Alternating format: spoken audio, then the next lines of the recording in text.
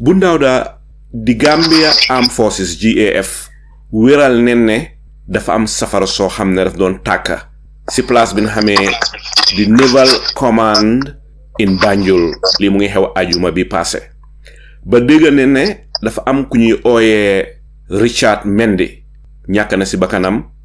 yeneen ñaar waaw Richard Mendy soldat la ñàkk na si bakkanam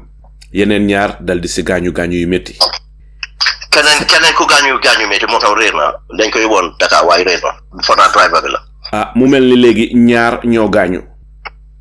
kenn dal di des safara suy tàkka mun nañoo xam si kër safara tàkka wala sax si office yal nañu yàlla musal mbépp fu safara war a tàkke ak fu musa tàkka yal nañu si yàlla musal waaye safara su tàkka si Naval Base bu Daawda loolu war nañoo investigate lan moo ko waral safara war a tàkkee foofa ba bugga laa laaj si sa gis-gis lan nga foog ne mooy li waral safara si dal di tàkka si suñ Naval Command bi nekk Banjul. jërëjëf alaaji ñu ngi jàlle ñu fi jóge dina ñaanal yàlla xaaral àjjana amiin di ñaanal seen mbokk yi ak Gambia ñu yàlla may leen xoli muñ ñu muñ ko ñoo xam ne ñu ngi si am gaañu te ñu ngi leen tëral lopitaan ñu ngi leen ñaanal yàlla may leen wér ñu génn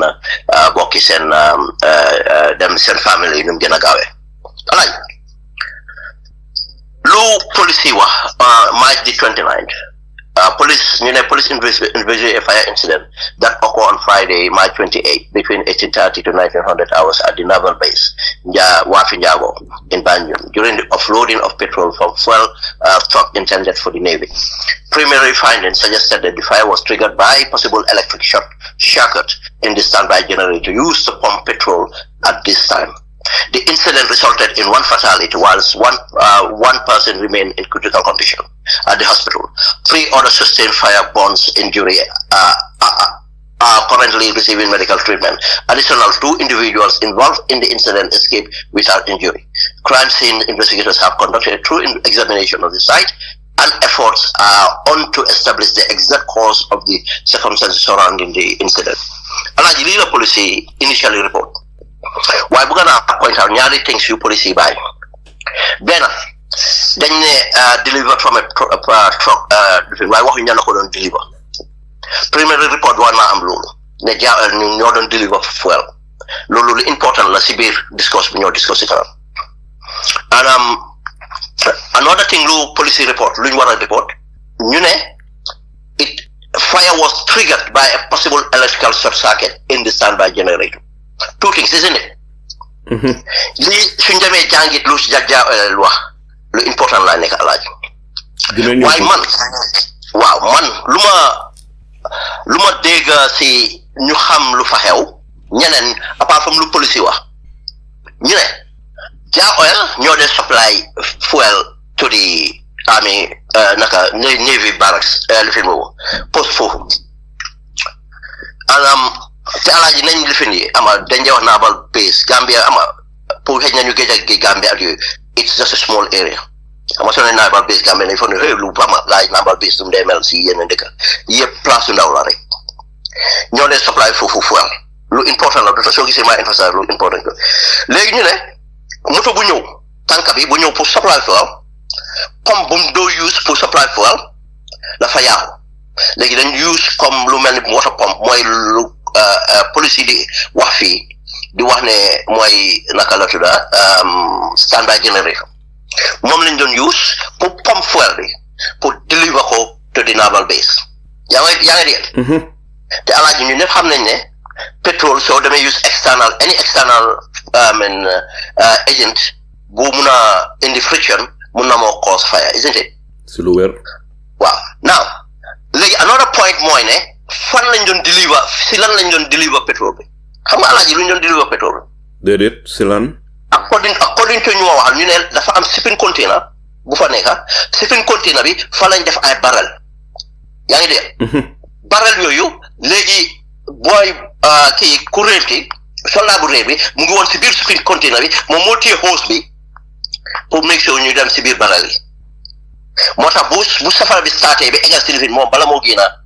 fekk lu bari lakka na si moom over 50% or 70% lakka na si moom barrel si fan la nekkoon si biir shipping container bi si biir gaal gi xam nga déedéet shipping container si biir container bi waaw shipping container yi lañ jël wàccee ko si suuf teg ko si suuf ubbi ko bunta understand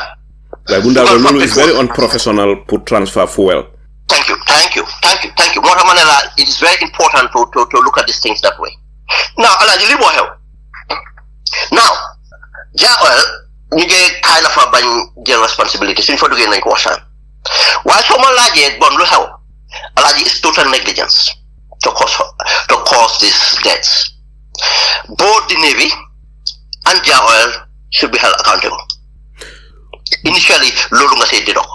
ma bàyyi la foofu. waaw li nekk na loo xam ne bu ndaw da lu doy waar la ni gars yi di transfer di fuel ndite lii is very very unprofessional te su fekkee ne Navy bi ñoom nii la gars yi di transfer fuel bon ñu ngi put the lives of the Navy officers ak the life of driver tanka bi nga xam ne ñu ko dawal they put their life at risk ak environment bi sax li nekk na loo xam ne definitely di Gambia Navy war nañoo jël responsibility si lii waaye fi mu nekk li ma nga laajte bu ndaada mooy di Gambia Navy ndax génnee neen joxe neen a statement a press release or not ndax wax neen li nga xam ne mooy li xew from their own point of view. déedéet gisuma xëy na di def waaye gisuma ko normally under the Gambia Armed Forces lañ ko génne gaaf. Gambia Armed Forces gaaf ndax joxe neen a statement. gisuma ko I mean unfortunately ceeguma ko bala maa ñëw waaye check police report la rely on ak lu Jah Oil report ak loo xam ne ñu xam base bi wax nañ ko. so lu garaaw lu mel ni xew ba ay nit dal si ñàkk seen i bakkan Gambia Navy bi ne tekkaaral Gambia Armed Forces dal ne tekkaaral bu ndaaw da lii. def waaye mun na moo am mën naa ko gis waaye mun naa moo am Gambia Armed Forces. waaw su fekkee ne def nañ ko day bon bugga nañoo am neen soxla si loolu pour seet ñoom lan lañ wax from their own point of view waaye su fekkee ne dañ ne tekkaaral den seen tekkaaral googu daal raise na lot of questions waaye anyway fi mu nekk ñu dal di ñëw si Jah Oil ñoom si liñ wax ñoom lan la gaay wax. ok balaa ñoo ñëw si Jah Oil Alaaji dafa am ay jàng yu ma bëgg a def foofu rek. waa Alaaji Gambia Armed Forces lu ñu bind fii rek mooy ñoom mooy di dignify burial boo xam ne defal nañ ko ndem si yàlla si. Richard Mendy. waaw bépp another thing lu ma fi gis boobu tam nañ ko waxtaan mooy ne gis nañ Jah Oil managing director bi dem na visiti naka la tudda naka mu ngi démba foog naa démba la dem visiti Armed Forces bi waaw Armed Forces bi daal loolu rek di military burial buñ joxee leen jàpp alaaj xam nga lii moo tax ñu ne security sector reform gis nga security sector reform dafa comprehensive alaaji gis na ma ne la naval base bi place bu tuuti la alaaji security sector reform moo na inform the infrastructure soo ko defee bu baax infrastructure bi da nga ko équipement sa yooyu yëpp dafa looy lifin la naka looy am factor in la alaaji 8 years of Adama Barrow government suñu amoon proper security sector reform alaaji the Gambia Navy could have been given a prominent role in national security less so of the infantry waaye tey waxtaan nañ security sector reform dama bëgg loolu léegi ñu note ko daaw wane ne negligence bi alaaji imaginal that for how long la Navy bi nekk buñ doon génnee fu ñu nekkoon indi waa fi njaago ba léegi how long for that waaye Adama Barrow mu ngi ignore loolu neglect ko alaaji this is not done. It's not done. There are many ways. ñun bu ñoo nekkat bu army bi gënoon a tuuti ba kaw dañ amoon a proper pumping station the underground storage underground storage te yooyu yëpp luñ adopt la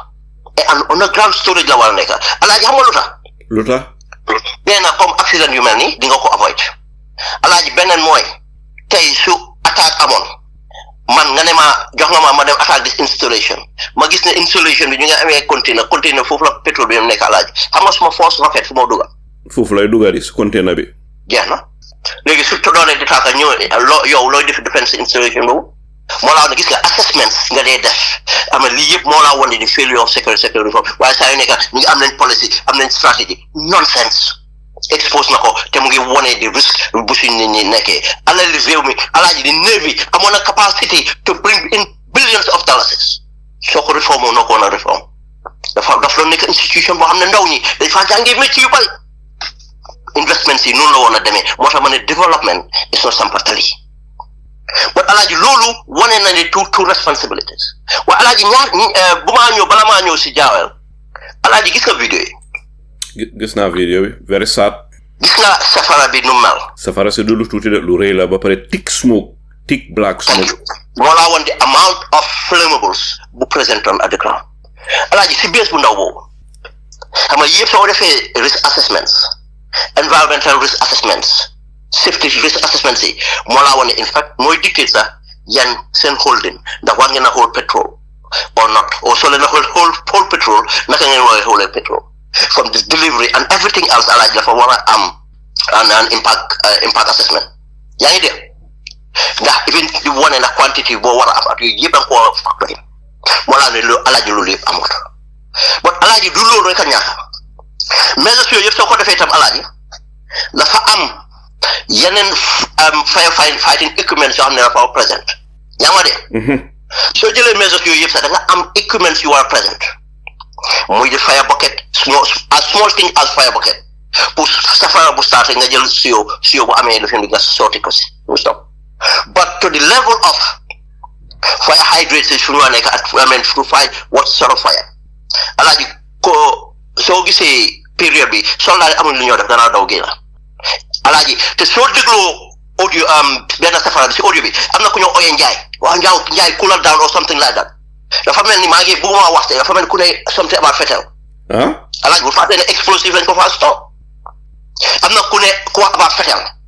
léegi cool down kooku that guy must have been traumatized or outraged about mu gis alaaji nga gis sa morom yi ñu ngi tàkk alaaji amuloo loo def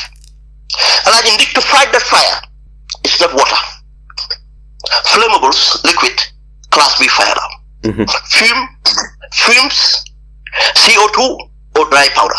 ndax gars yi ñu amee woon yooyu foofu alaaji moo tax ma ne ban development lañu am fire service amuñ di equipments to fight fire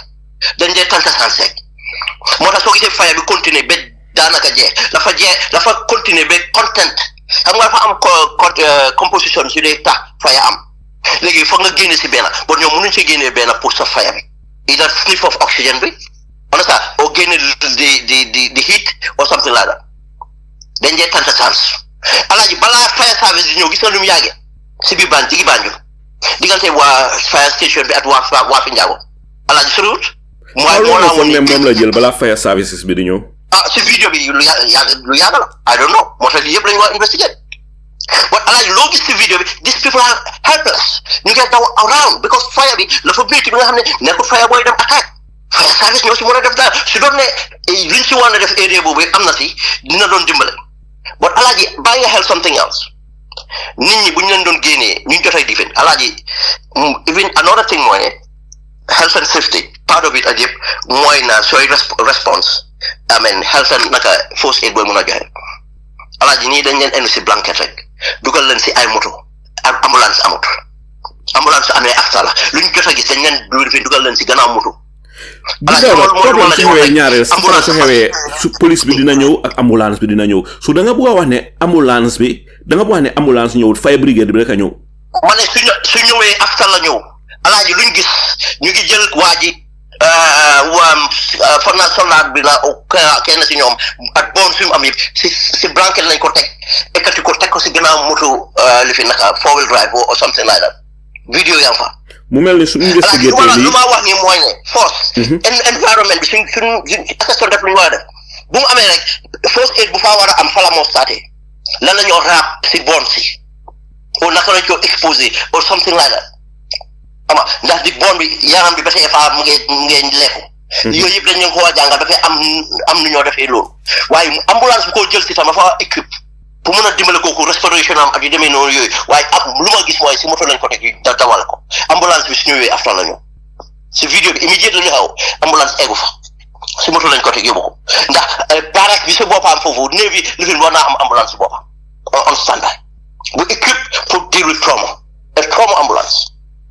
alaaji mooy wane di failure of governance entirely fire bi daf ñu war a jàngal lu bari waaye bala ñoo jàng rek mu xew foo xam ne directly threaten na leen ñoom waaye luy threaten askan bi alaaji duñ ko faale gis nañ fire yi xew si community bi yëpp nu mu bëree balaa fire service de egsi boobu blé mu ma fire service bi ñoom personnel si ñu ngi def luñ moom waaye because of amuñ benn policy bu taxaw amuñ benn support buñ waa def make sure ñu am ko. Alaaji bala ma dem into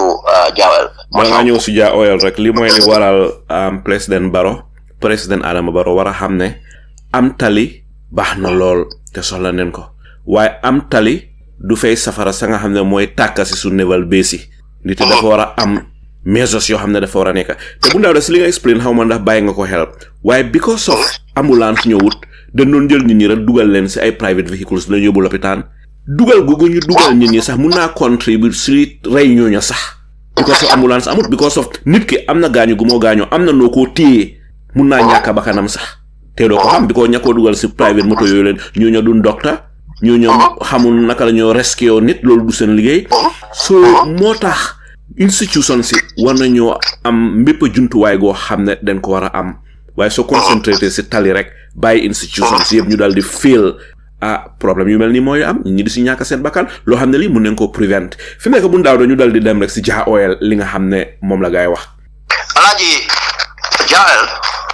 ñoom Momodou Hydara general manager of Jah Oil company clarified the company role in fatal explosion at the Gambia base, stating that the truck involved does not belong to Jah Oil and was contracted for fuel delivery. He explained that the truck was in full working order, but the driver had handed it over to someone else who may have lacked the necessary experience. Hydara emphasized, assume 100 mean Alaji Jagi bu maga fi ne.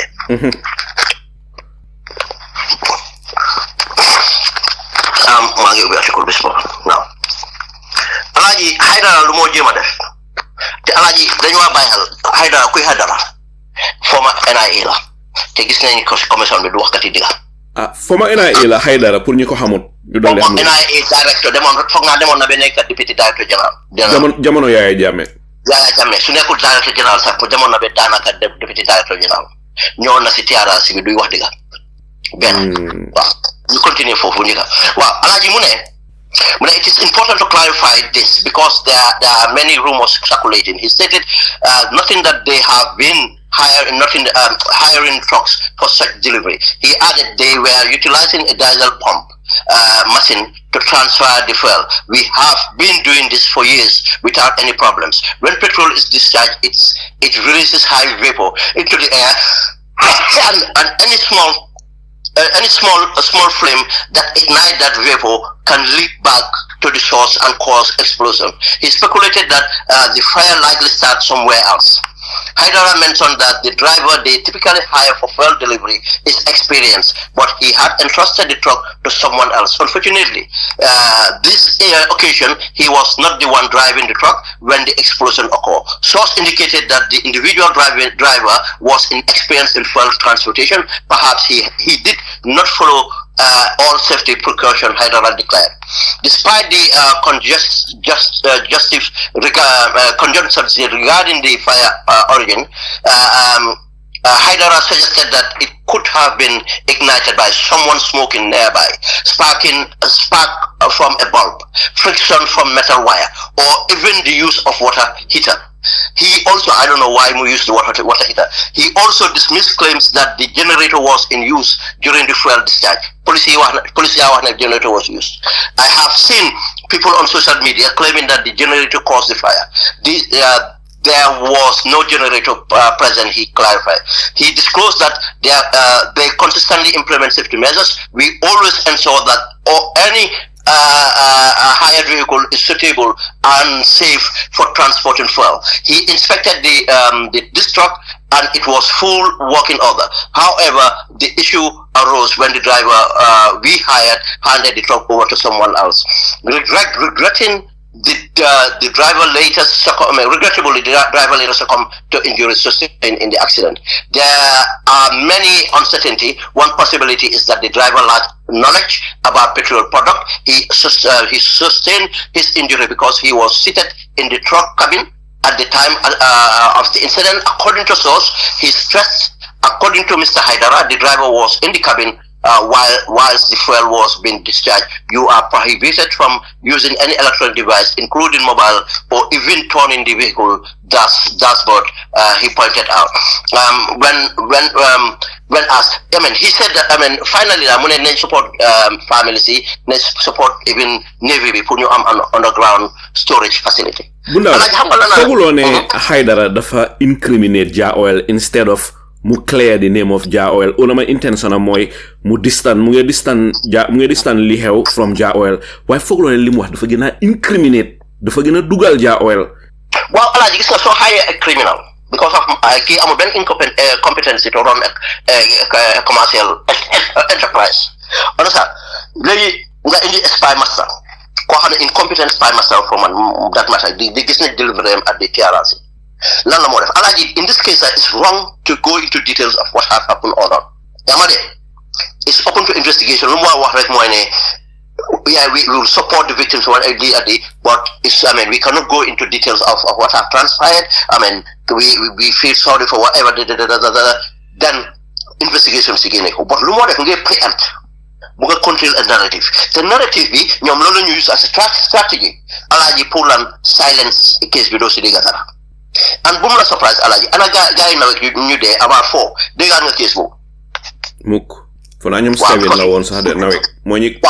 something like that. Wow. Now imagine lolu diga to ko at yep ñata lañu unique ay imam ñu ñëne at tuti xaliss ñu jox leen because of ñu implicated yep ko doole yep government patrons la. Te Alaji gis na lu mo wax fi Gambia, Alaji, in fact, I'm capacity right now to support a proper investigation. It's they need a framework, they need the structures. What are new requests? What not last time? They need a health and safety executive because the failure, pour fire be moi, so comprehensive is a failure of health and safety standards. Amut. Mom lu ma fi mu ngi wone ne health and safety standard amut te na ñu point ci mo jema jël credit for motax ñu war recommend ñu am a health and safety executive bo xamne dina am policies nañ am naka legislation bu mo work with the frameworks at yep bepé mëna enforce safety standards Alaji tay lu ma wax ni ne ñom dañ di force mu ngi distant bofa mu ne du togi Jah Oil. But Alaji, in health and safety, legislation should get advance, best practice. Then health and safety is the responsibility of every individual, especially in a stakeholders base. Every stakeholder that have responsibility to health and safety. Anybody mun nañ hold accountable for law def wala law def. But health and safety, then la to save yourself first before def any other thing. Make sure you know that safety is put into consideration. What is so much fight fire then ga ample daw dem a lot pour mu ñëra fight fire. Why anything lo mëna def reasonably safe def ko moy switch off li wala def li attack fire wala lu def nga ci def ko. But li yep Alaji Jah Oil suñ contracted somebody then am responsibility to make sure ne koku amna a record. Yamade, I'm not a standard record what I'm the standard on upholding health and safety is up notch. Send responsibility because of danger na whole don't need a unit. Alaji so hame ko nga unit hamulo jikom hamulo mo def fini yeb ko dem def tafa Alaji dañ la whole responsible, isn't it? Rawati na health and safety. Alaji mu fa gene bopam ci lolu one pour nekk di waxtane du suñ driver mota manela sax wo fa ega fofu because of yema daw responsibility te Alaji mu ne drive mom kunjé jël wala kunjël ko qualify la ko am na la jëp Alaji ma la wax ne du la mëna génné kay bu la wax ne ki qualify na du la mëna génné kay bu la ne ki am na training bi not only training bi Alaji du la mëna won a record of annual evaluation or audit of that person or that company the deliver for Alaji motax self history dañ wara am an li motax man ñay das community de Alaji lu ma wax ne ki am na experience yeb Alaji amul da paper bu ko mëna garantie ne ki am na experience li at li te moom amul control over because of amut benn MOU memorandum of understanding boo xam ne sign na ko or agreement boo xam ne sign na ko boo xam ne dina make sure ne company bu moo use they have to abide by this amu ko yëpp tabas ñabas la moo tax ma leen di dëkk development alaaji lii yëpp part of development la bi fi doon nit ñi nañ invest seen alal yi di yaaxul life di dem alaaji lu moo wax ne police yi wax ne generation for whatever it is moom mu ne non nekk fa woon waaye moom mu ne mun naa am dañ use pumping naka something machine loolu la xëy na loolu la police yi di rifaatu waaye moom mu ngi dem to the extent of this speculate any other thing mun naa am ku doon tux cigarette la mun naa am ku doon def gis ne blame bi yëpp nga koo génne si Jah Oil di ko push si driver bi di ko push si other things yoo xam ne mënu ko substance yi moo laa ne lii this is a cover up alaaji di dem to the extent of di waxee explain everything else but amul lenn loo xam ne jël na ko as ne suñ responsibility we have failed because they're responsible to deliver the fuel. The way they deliver the fuel should have been guaranteed nepp du am bu boobaa company bu mu use tam nañ leen hold accountable moo tax ma njëkk a read lan la health and safety executive best practice wax now moom wax na loolu yëpp ne mun naa am li moo am ba pare léegi mu ne ñoom nañ dimbale medical bills nañ bin dimbale lii am na koo xam ñu ngi leen a dimbale waaye tam nañ dimbale army bi sax Navy bi sax ñu am underground naka storage facility bon loolu wane na lu ñu doon wax ci njëlbeen bi ne the environment bu ñu doon deliver was unsafe léegi moom tam responsibility am na ko fa army bi Navy bi nuñ ko amee dafa am responsibility bu mu ñëwee gis ne ñoom ñu ñoo deliver safe dafa ne déedéet duñ mën a deliver ci safe because of lu fi xew we will held accountable alaaji tey soo amee sa kër ma ñëw man ma nekk électricien moo war a def liggéey bi li fi nga ñëw di wan ma ne lii la di ma ne la alaaji soo jëndul lii wala soo deful lii man du ma def liggéey bi because safe léegi su fi lii yaaxoo ay bakkan des fi wala safara am fi man dañ maa xool accountable du loolu laa war a wax lu wér moo tax ma ne la Jah Oil mënuñoo génnee seen boppa si lu xew waaye bu Dawda soo seetloo ki nga xam ne mooy di general manager bu Jah Oil mooy Mr Momodou Hydara mi nga xam ne moom la ñuy wax moom mooy wax si turi Jah Oil moo nga xam rek lan mooy sa gis-gis si lim wax mu ne tànka bi fuel tànka bi Jah Oil moomun ko waaye Jah Oil dañ ko luyee dafa mel ni mu ngi bugg a randal Jah Oil pour distance Jah Oil from musiba gi nga xam ne moo xew naa nga gisee waxam ji ni mooy wane irresponsible rek loolu war ko wax xam na moo tax ma njëkk a read ne la best practice of everything mooy ne health and safety is the responsibility of everyone ku nekk within that environment alaaji soo ñëwee suma kër tey o si institution laa ne waaye even sa kër sax yow sa bopp da nga am responsibility to your health and safety loo ko rely on man benn soir kër benn laa ñu rey benn déedéet you are mature adult soo nekkee ne xaleel bu am responsibility then alaaji nga nit indi doomam suma kër xam nga ne man duma mun a blame xale bi ne moo dem laal safara alaaji si lu wér li xale boobu man dama oo kooku safety kii bi parce que su nekkee mag muskalaf ñu toog suma waañ alaaji yow sa bopp da nga am responsibility your health and safety soo demee def loo war a def o safara am si kër googu alaaji sa behavior at yëpp yow sa responsibility la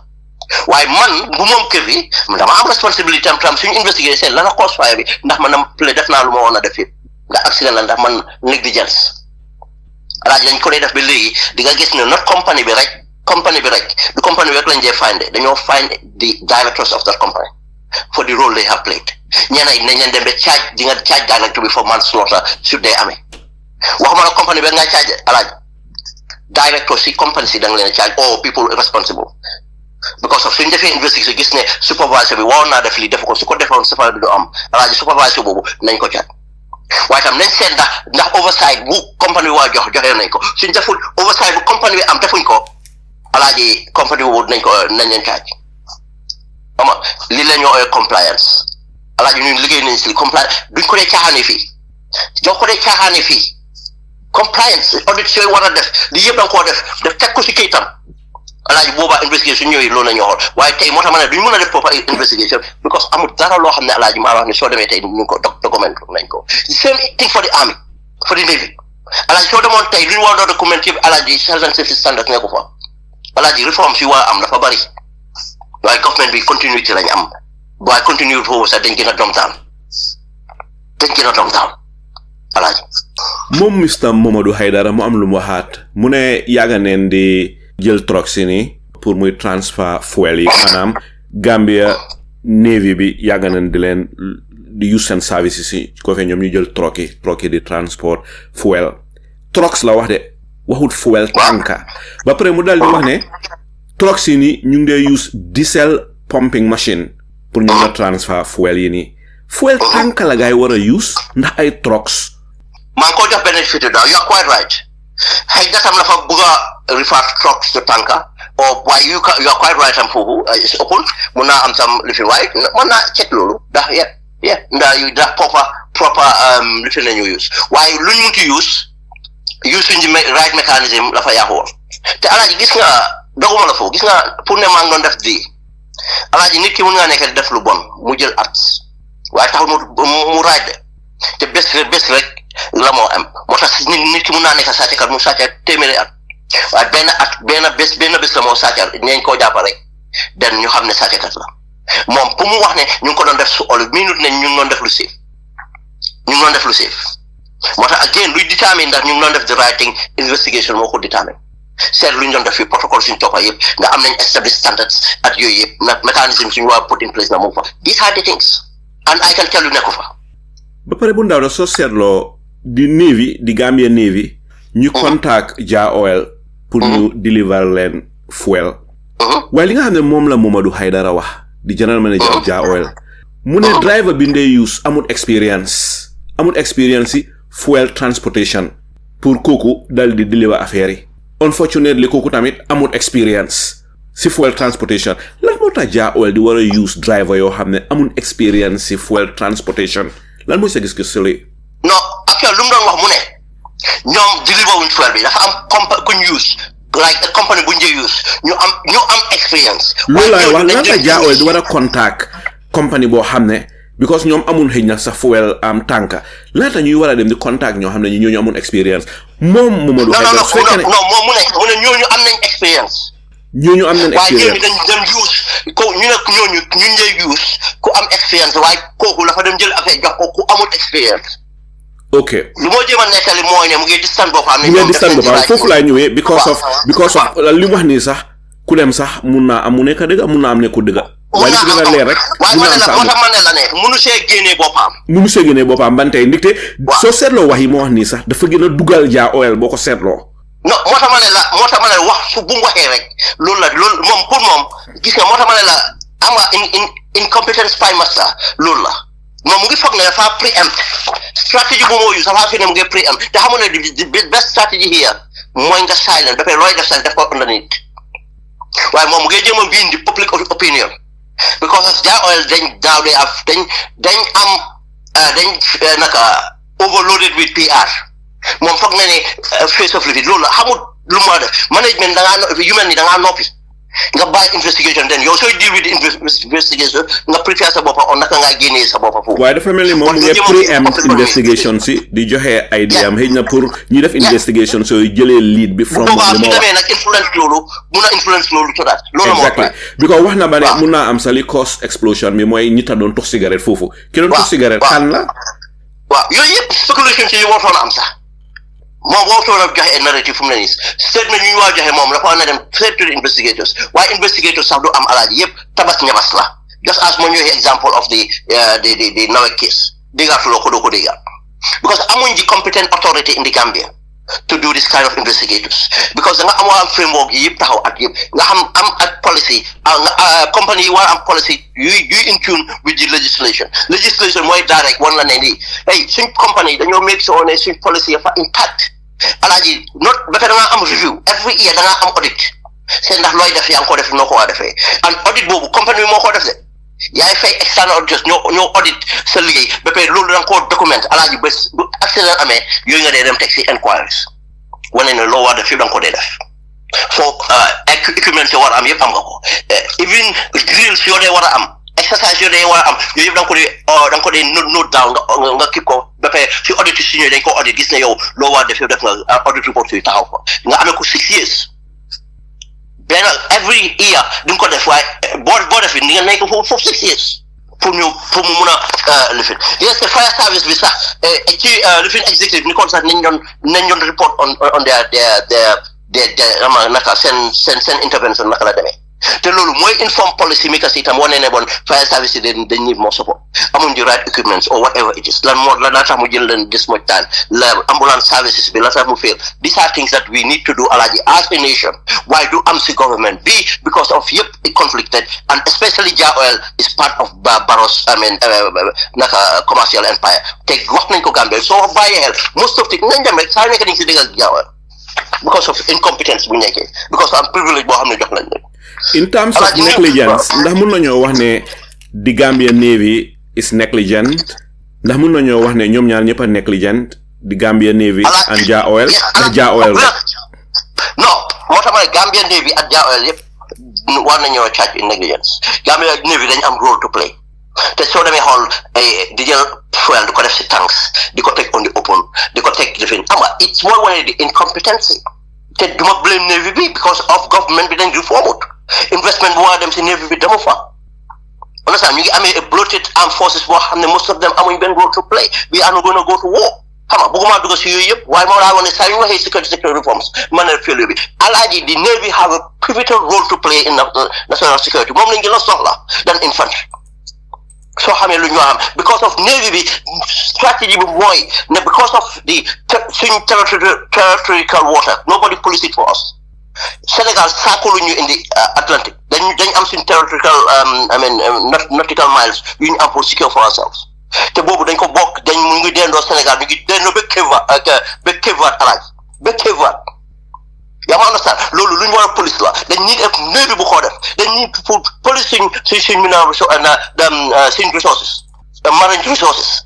Alhaji Navy bi dañ war a use loolu because of important role buñ play Alhaji there are a lot of technical skills yooyu need pour run a Navy loolu yëpp xale yu bari tey Alhaji every year war nañoo am hundreds of Gambian youths ñu train in many specialties waxuma la liggéey Gambia boo ñooñu ni kon tey ñu ngi si dëkki arabe yi ñu ngi si dëkki place because jobs yooyu la ñoo advertise pour ñu ko dem defi dignified jobs professional jobs soo jógee tey ma jox la exemple gis nga Scotland buñ demee ba Cold War bi jeex ba anglais yi doo di reform seen defense strategy many regiments yu nekkoon Scotland dañ am pour génnee leen bu ñu leen génnee lan lañ def most of those soldiers dañ leen am pour retrain